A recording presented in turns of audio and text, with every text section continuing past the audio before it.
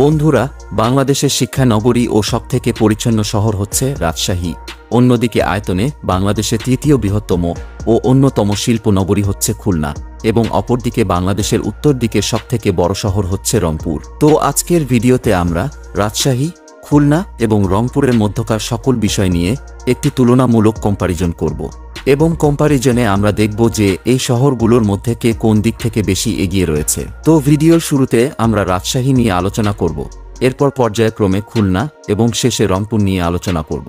শুরুতে যদি আমরা রাজশাহী নিয়ে কথা বলি, রাজশাহী শহর প্রতিষ্ঠিত হয়েছিল আজ থেকে প্রায় 253 বছর আগে 1772 সালে।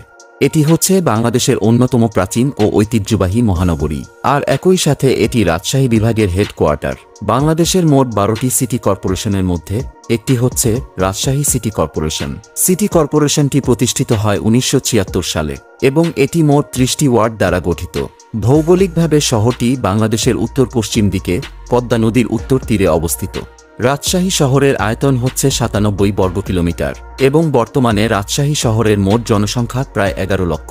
জনসংখ্যা এবং আয়তন হিসেবে রাজশাহী হচ্ছে সমগ্র বাংলাদেশের ষষ্ঠ বৃহত্তম শহর। রাজশাহী শহরের মানুষের প্রধান ধর্ম হচ্ছে ইসলাম ধর্ম। বর্তমানে শহরটিতে প্রায় 93% মানুষ ইসলাম ধর্মে বিশ্বাসী। বর্তমানে বাংলাদেশের অন্যতম সুন্দর, পরিচ্ছন্ন এবং সবুজ শহর বলা হয় রাজশাহীকে। রাজশাহী শহরের কাছে প্রাচীন বাংলার বেশ কয়েকটি রাজধানী শহর অবস্থিত। এদের মধ্যে লক্ষণাবতী এবং মহাস্থানগড় উল্লেখযোগ্য। রাজশাহী তার আকর্ষণীয় রেশমি বস্ত্র, আম, লিচু এবং মিষ্টান্ন সামগ্রীর জন্য বেশ প্রসিদ্ধ। এছাড়াও রেশমি বস্ত্রের কারণে রাজশাহীকে রেশম নগরী নামেও ডাকা হয়।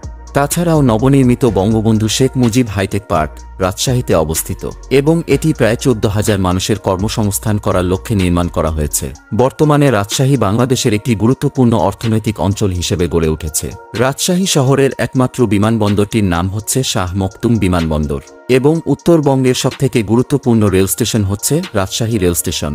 বর্তমানে রাজশাহী শহরে উল্লেখযোগ্য অসংখ্য শিক্ষা প্রতিষ্ঠান রয়েছে, যেমন বাংলাদেশের দ্বিতীয় বৃহত্তম বিশ্ববিদ্যালয় রাজশাহী বিশ্ববিদ্যালয়, Rajshahi medical college, Rajshahi college, Rajshahi medical বিশ্ববিদ্যালয়, রুয়েট, বরেন্দ্র বিশ্ববিদ্যালয় ইত্যাদি। শিক্ষার পাশাপাশি চিকিৎসা ক্ষেত্রেও রাজশাহী শহর মোটামুটি ভালো অবস্থানে রয়েছে। রাজশাহীর অত্যাধুনিক এবং বিশেষায়িত চিকিৎসালয়গুলো হচ্ছে Rajshahi medical college hospital, Islami bank hospital, Barind medical college hospital, Rajshahi metropolitan hospital ইত্যাদি। রাজশাহী শহরের সবথেকে উঁচুতলা বিল্ডিংটি হচ্ছে far east Islami life insurance ভবন, যার উচ্চতা প্রায় 200 ফুট এবং ফ্লোর সংখ্যা 19। রাজশাহী শহরের সবথেকে বড় ক্রিকেট স্টেডিয়ামটি হচ্ছে শহীদ কামরুজ্জামান স্টেডিয়াম এবং যার দর্শক ধারণ ক্ষমতা প্রায় 15,000। রাজশাহী শহরের সবথেকে জনপ্রিয় পর্যটন স্থানগুলো হচ্ছে বরেন্দ্র গবেষণা জাদুঘর, পদ্মা নদীর পার, কামরুজ্জামান কেন্দ্রীয় উদ্যান ও চিড়িয়াখানা, রাজশাহী শিশু পার্ক, পুঠিয়া রাজবাড়ি, রাজশাহী আম বাগান ইত্যাদি। এবং রাজশাহীর বিখ্যাত ব্যক্তিবর্গের মধ্যে রয়েছেন রাজনীতিবিদ ও সমাজসেবক শহীদ H.M. কামরুজ্জামান, বীর মুক্তিযোদ্ধা গোলাম আরিফ টিপু, বাঙালি লেখক শরৎ কুমার রায় ইত্যাদি। তো এগুলো ছিল রাজশাহীর সকল ইনফরমেশন। এখন চলে যাওয়া যাক খুলনার ইনফরমেশনে। খুলনা শহর প্রতিষ্ঠিত হয়েছিল আজ থেকে প্রায় 141 বছর আগে 1884 সালে। শহরটি বাংলাদেশের তৃতীয় বৃহত্তম শহর এবং খুলনা বিভাগের হেডকোয়ার্টার। এছাড়াও এটি বাংলাদেশের বিভাগীয় শহরগুলোর মধ্যে অন্যতম। বাংলাদেশের মোট 12টি সিটি কর্পোরেশনের মধ্যে একটি হচ্ছে Khulna city corporation. Khulna city corporation প্রতিষ্ঠিত হয় 1990 সালে আর এটি মোট 31টি ওয়ার্ড দ্বারা গঠিত। খুলনা বাংলাদেশের দক্ষিণ পশ্চিমাঞ্চলে রূপসা এবং ভৈরব নদীর তীর জুড়ে অবস্থিত। বর্তমানে খুলনা শহরের আয়তন হচ্ছে 150 বর্গ কিলোমিটার। দক্ষিণবঙ্গের সবথেকে বড় ও উন্নয়নশীল শহর হচ্ছে খুলনা এবং খুলনা শহরের মোট জনসংখ্যা প্রায় 23,20,000। জনসংখ্যার বিচারে খুলনা হচ্ছে বাংলাদেশের চতুর্থ সবথেকে জনবহুল শহর। খুলনা শহরের মানুষের প্রধান ধর্ম হচ্ছে ইসলাম ধর্ম। বর্তমানে শহরটিতে প্রায় 85% মানুষ ইসলাম ধর্মে বিশ্বাসী। এছাড়াও শহরটিতে প্রায় 14% হিন্দু ধর্মের অনুসারীও রয়েছে। অর্থনৈতিক উন্নতি, ভৌগোলিক অবস্থান ও ব্যবসা বাণিজ্যের ক্ষেত্রে সুবিধার কারণে এই শহরটি হয়ে উঠেছে বাংলাদেশের অন্যান্য শহর থেকে অনেক ভিন্ন। বাংলাদেশের প্রাচীনতম এবং ব্যস্ততম নদী বন্দরগুলোর মধ্যে খুলনা নদী বন্দর অন্যতম। খুলনা দেশের অন্যতম শিল্প ও বাণিজ্যিক এলাকা হওয়াতে খুলনাকে শিল্পনগরী হিসেবে ডাকা হয়। এছাড়াও বাংলাদেশের দ্বিতীয় বৃহত্তম ও গুরুত্বপূর্ণ সমুদ্র বন্দর মোংলা বন্দর এই খুলনাতে অবস্থিত, যার কারণে খুলনাকে চট্টগ্রামের পর দ্বিতীয় বৃহত্তম বন্দর নগরীও বলা হয়ে থাকে। দেশের একমাত্র রাষ্ট্রায়ত্ত তার শিল্প কারখানা বাংলাদেশ কেবল শিল্প লিমিটেড খুলনায় অবস্থিত। এছাড়াও বর্তমানে খুলনার অন্যতম শিল্পগুলো হচ্ছে সিমেন্ট শিল্প ও এক্সপোর্ট ইম্পোর্ট শিল্প। খুলনা শহরের প্রধান শিল্প এলাকাগুলো হচ্ছে খালিশপুর এবং নোয়াপাড়া। খুলনা শহরের একমাত্র বিমানবন্দরটির নাম হচ্ছে খান জাহান আলী আন্তর্জাতিক বিমানবন্দর, যেটি বর্তমানে নির্মাণাধীন অবস্থায় রয়েছে। আর খুলনা রেল স্টেশন হচ্ছে বাংলাদেশের তৃতীয় বৃহত্তম এবং সবচেয়ে সুন্দর রেল স্টেশন। খুলনা শহর শিক্ষা এবং চিকিৎসা ব্যবস্থায় বাংলাদেশের অন্যান্য উন্নত শহরগুলোর মধ্যে অন্যতম। খুলনাতে রয়েছে দক্ষিণ অঞ্চলের বিখ্যাত কিছু বিশ্ববিদ্যালয় এবং কলেজ, যেমন খুলনা বিশ্ববিদ্যালয়, কুয়েট সরকারি BL college, Khulna medical college, Khulna public college, Khulna polytechnic institute, North Western বিশ্ববিদ্যালয়, সেন্ট জোসেফস উচ্চ বিদ্যালয় ইত্যাদি।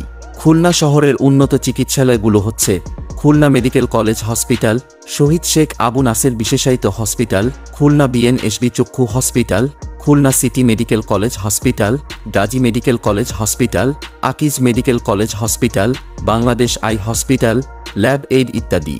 খুলনা শহরের সবথেকে উঁচুতলা বিল্ডিংটি হচ্ছে Mövenpick hotel and resorts tower, যার উচ্চতা 462 ফুট এবং ফ্লোর সংখ্যা 31। খুলনা শহরের সবথেকে বড় ক্রিকেট স্টেডিয়ামটি হচ্ছে শহীদ শেখ আবু নাসের স্টেডিয়াম, যার দর্শক ধারণ ক্ষমতা প্রায় 16,000। খুলনাকে সুন্দরবনের প্রবেশদ্বার বলা হয়।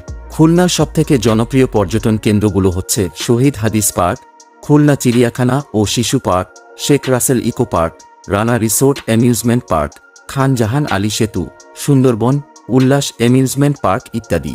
এবং খুলনার বিখ্যাত ব্যক্তিবর্গের মধ্যে রয়েছেন মোগল সেনাপতি ও ধর্মপ্রচারক খান জাহান আলী, প্রখ্যাত রাজনীতিবিদ খান এ সবুর, বিজ্ঞানী প্রফুল্লচন্দ্র রায়, সাবেক সেনাপ্রধান এস.এম. শফিউদ্দিন আহমেদ ইত্যাদি।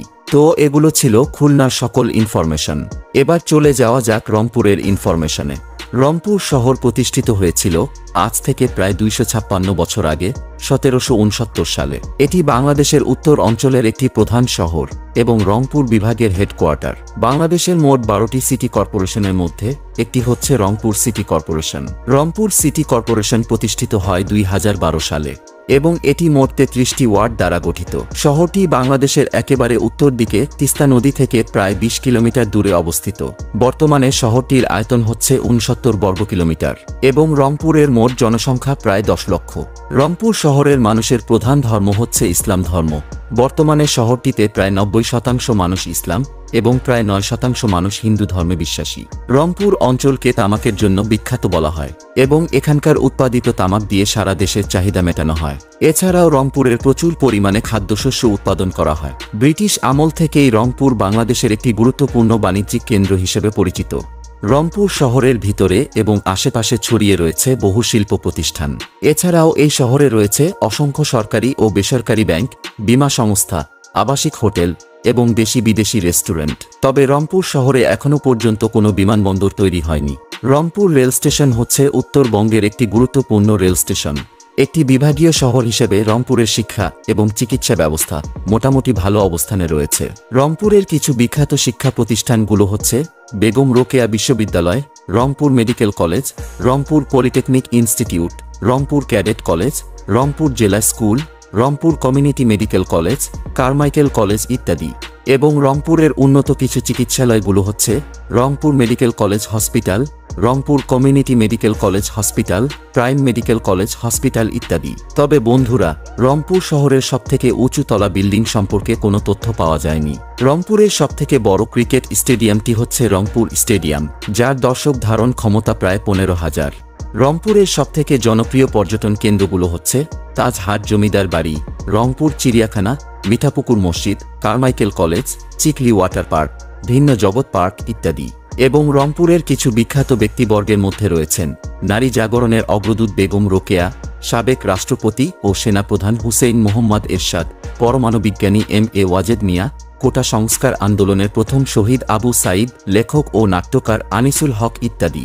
তো আশা করি আপনারা রাজশাহী, খুলনা এবং রংপুরের মধ্যকার কম্পারিজন ভিডিওটি সম্পূর্ণ দেখেছেন। আর আপনি যদি ঢাকা, চট্টগ্রাম এবং সিলেটের মধ্যকার একটি কম্পারিজন ভিডিও দেখতে চান, তাহলে পাশের ভিডিওটিতে ক্লিক করুন।